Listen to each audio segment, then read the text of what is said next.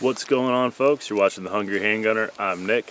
Yes, I got a cigar. For those of you who care, it is the Baccarat Maduro Churchill. So first time having the Maduro version. Pretty freaking good. Anyway, diversity is the spice of life, correct? This time of year, everybody starts wearing jackets. It's a beautiful time of year. It's no longer hot. You're no longer peeling certain parts of your anatomy off of your thighs, at least for us southern folks. It's a great time to be alive. For people that are just getting into the concealed carry lifestyle, etc., this time of year is also a beautiful thing for another reason. Now, I've had several people message me and ask me about doing a presentation on carry methods. So I've kind of held off doing that because it is such an individual thing, and I don't have experience with a lot of the ones that a lot of people like. And I'm probably going to badmouth a lot of the ones that some people like. So with that being said, if I've never used that method, I will try to bring it up. But I've never used it, so I can't really tell you too much about it from a first-hand point of view, but I can kind of give you my feelings on it. So without further ado, let's jump in.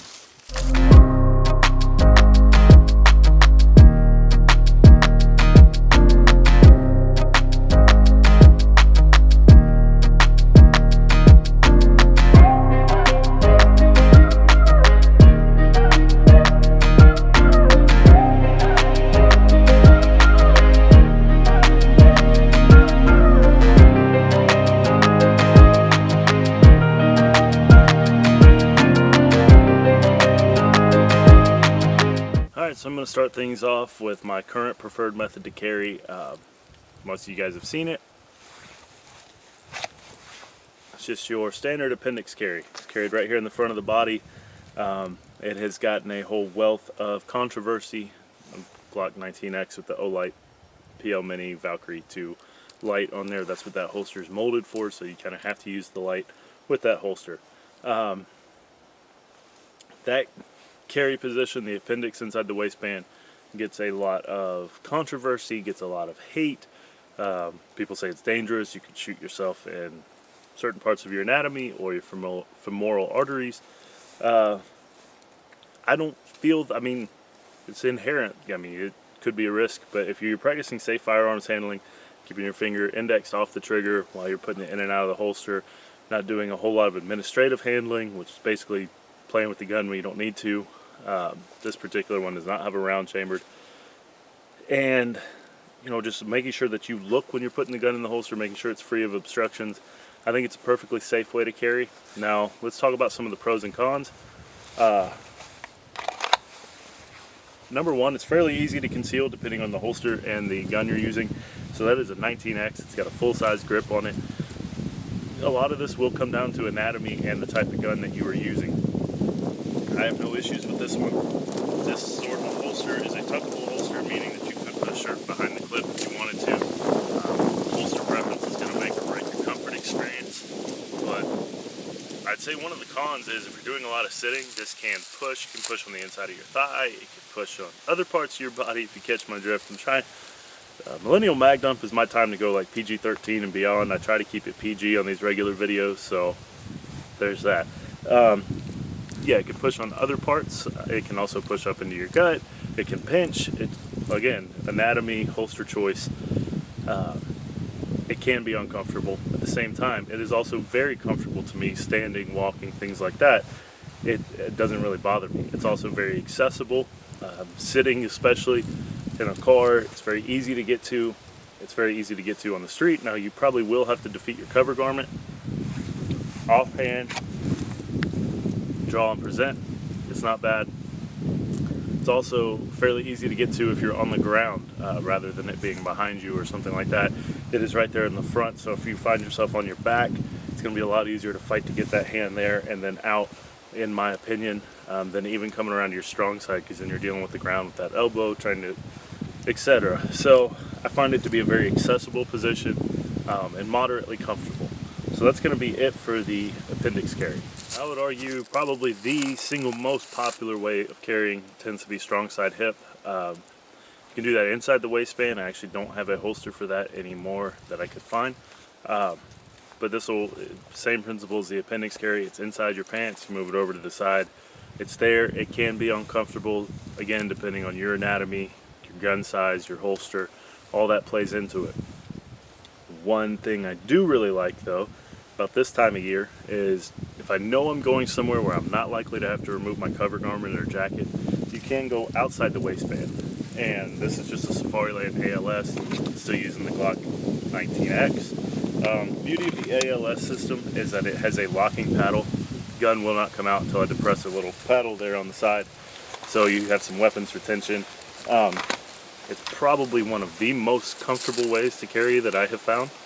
However, I would have to be 100% certain the jacket's not going to come off. I don't like open carrying.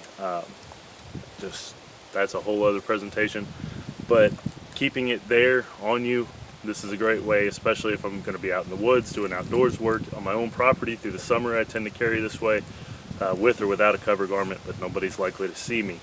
So that's a very popular way to carry. It does have a couple cons. Like I said, it could be uncomfortable depending on the gun size, your anatomy, and the holster. Number two, in some jurisdictions, even your jacket riding up, that can be considered open carrying or brandishing a firearm.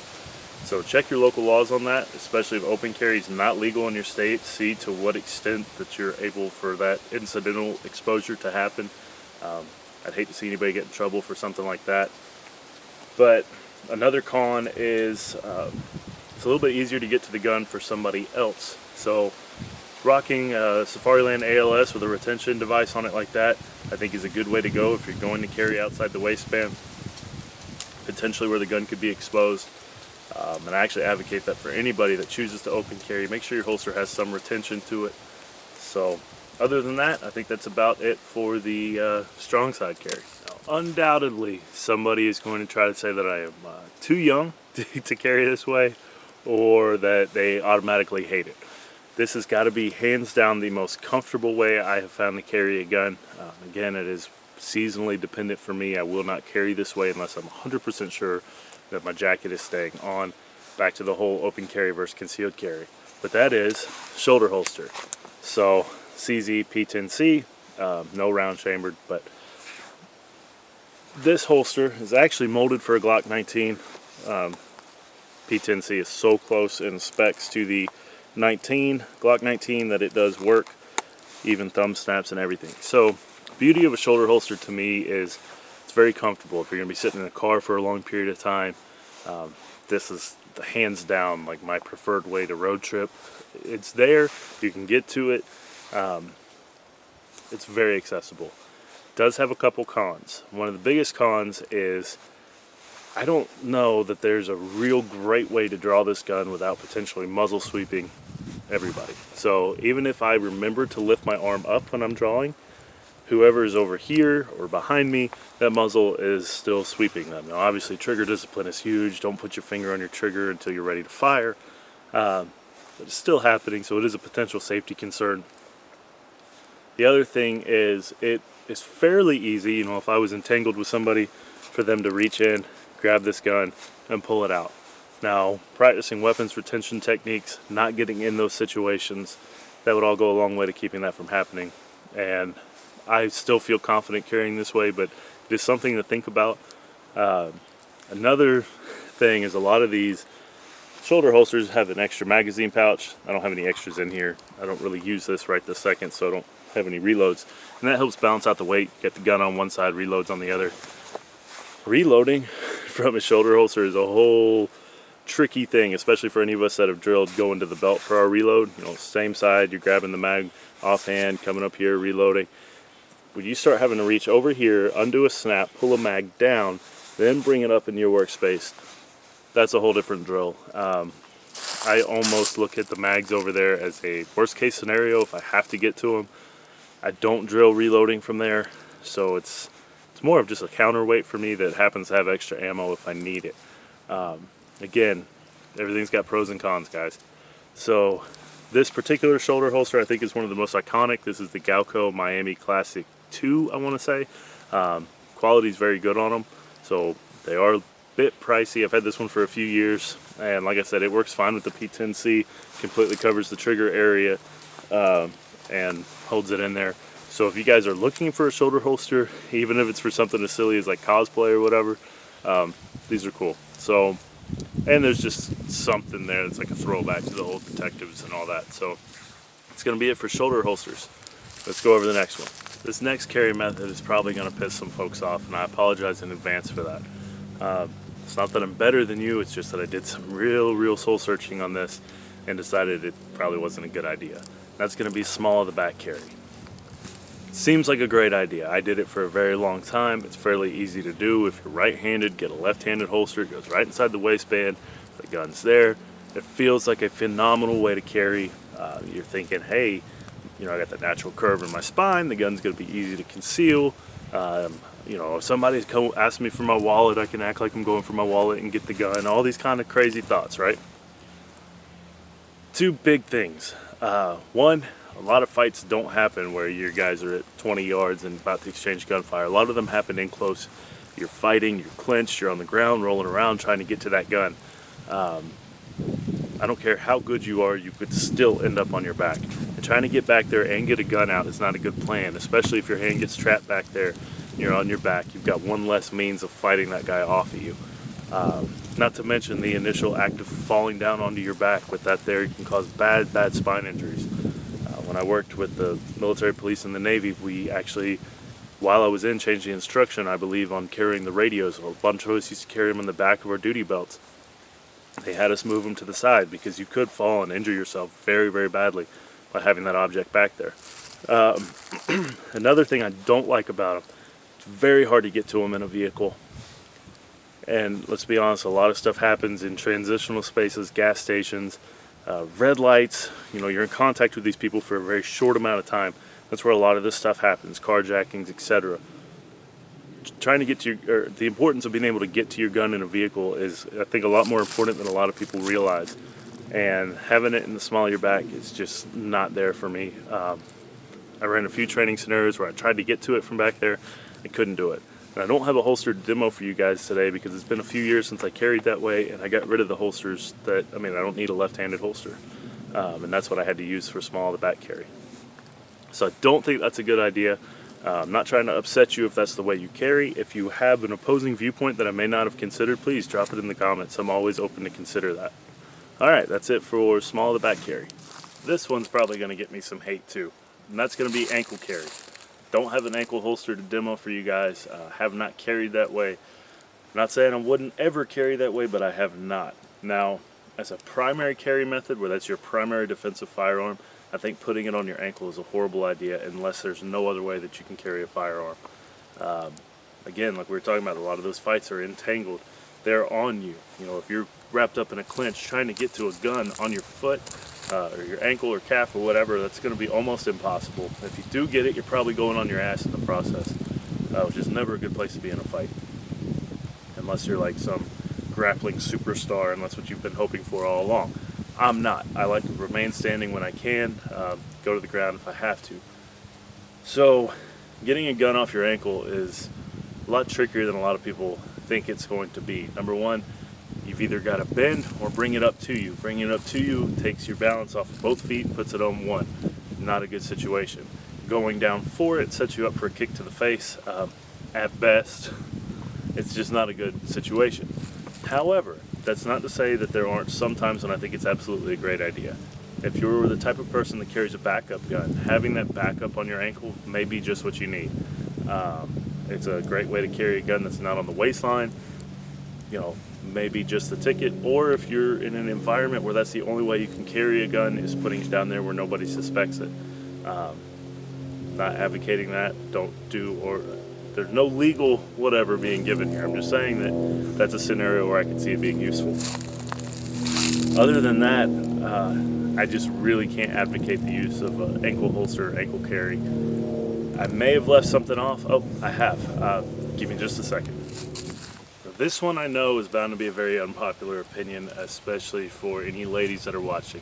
Believe it or not, to my audience, I don't carry a purse, so can't really use a purse for this, but this is going to be off-body carry, and what that refers to is anytime the gun is not on you, it's either in a satchel or a purse or a backpack.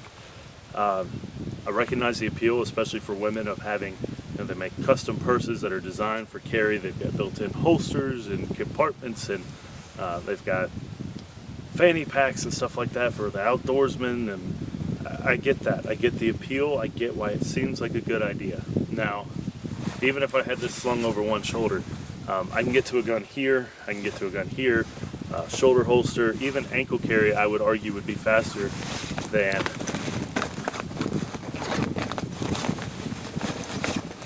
getting it out of my backpack. And that was out of an outermost pocket. It's fairly easy to get to. Number one, you're tying up both hands. I do not like that idea with carry. I feel like you're tying up both hands. That takes away any ability that you have to fend off an attacker. Number two, I'll go ahead and put this back in here, for women, when you're carrying your purse, you typically have your car keys, your wallet with your cash and your ID and your credit cards. So purse grabs are fairly common. You see it a lot in the news and reported and whatnot. It's a fairly common attack on women. Come by, they grab your purse, they take off. You normally never get it back, or if you do get your wallet back, it has all the important stuff emptied out of it. The last thing I would want my mom, grandmother, wife, aunt, anybody doing would be to be in that situation where they grab your purse. Not only do they have your address from your license, they've got your cash, potentially your car keys, and now they've got a weapon where they may not have had one before. So if they come back to try to do more harm, you set the stage fairly well. They may even have keys to your house, go get a copy made. Just, you never know. I feel like it's really setting up the stage to give them an additional advantage. And I don't like that. The thought just makes me cringe. For guys, kind of the same principle. You know, if you're hiking, you got all your important stuff, your whole bag goes missing. Now there's a gun that's gotten stolen as well. My biggest thing though is it makes it so hard to bring that gun into the fight, and where both hands are tied up, you lose the ability to try to fend off an attack while making distance to get a gun out. I cannot advocate this under really any situation, even like backcountry hiking and stuff. They've got holsters that go on your chest so that you can still wear a backpack and get to your gun outside the waistband. I feel like there's just too many good options. The market has got some great holster makers out there. I just don't like the off-body carry method. So that's it for that one. Alright, so I hope everybody at least got something a little bit informative out of this presentation. To Chance, Militant, I appreciate you taking the time to ask me for that. I know some other folks have asked me over the last few months, but I hope this answered some of y'all's questions on where I stand on this stuff. If you've disagreed with any of my take on some of these carry methods, please feel free to drop it in a comment. Let me know what your favorite is and why, or why you think I'm wrong about something.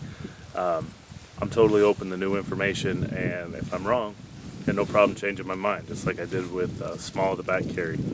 So, quick PSA, we are still doing a giveaway when I hit 1,000 subs.